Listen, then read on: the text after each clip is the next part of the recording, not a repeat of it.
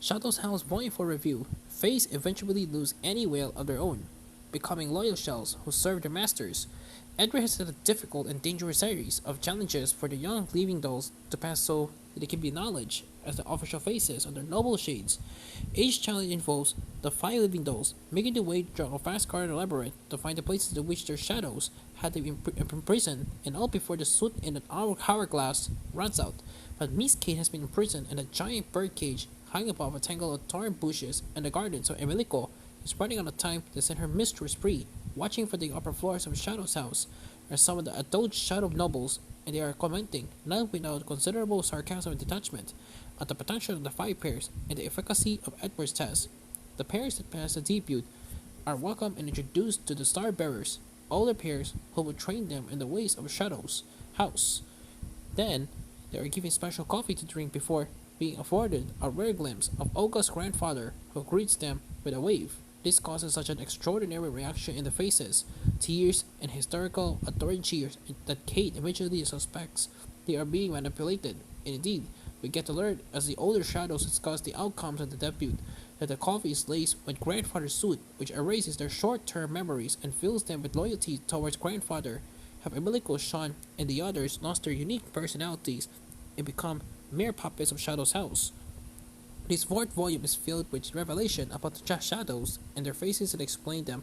All here will result in the review becoming one vast spoiler. Suffice it to say the one of the five pairs doesn't pass the challenge and make it to debut, and the remaining four that do don't emerge from this unchanged. They may have passed the test, but will any of them ever be the same again? Much more is revealed here than the first season of the anime series, but each revelation only poses more questions. The individual personalities of the young shadows are becoming more distinctive, especially Kate, who proves himself to be quiet, as resourceful and clever as Edward has suspected. She's marked out by those observing as a potential troublemaker. This is also the first time Makaka Somato introduces some of the adult shadows who live in the upper floors close to Olga's grandfather. Later, we see two of them go down the mountain on the little stream train to Minerva village where they are warmly welcomed.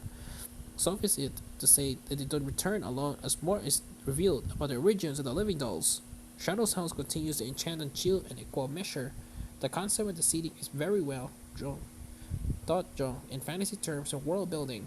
The shadows and their dark, sooty origins retain just the right amount of glamour and strangeness to explain why they are so captivating, and in several cases, creepily menacing.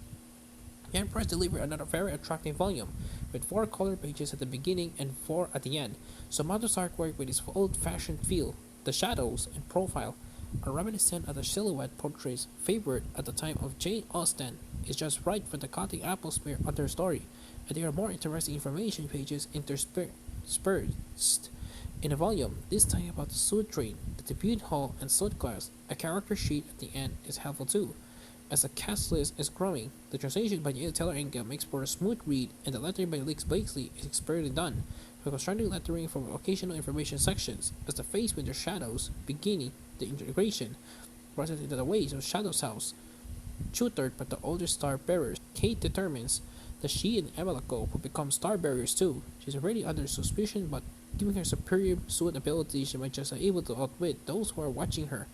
John and Sean are potential allies, but the others might not be so easy to persuade to join her. Point is due on November, so readers like me who are very eager to find out what happens next will have to be patient until then.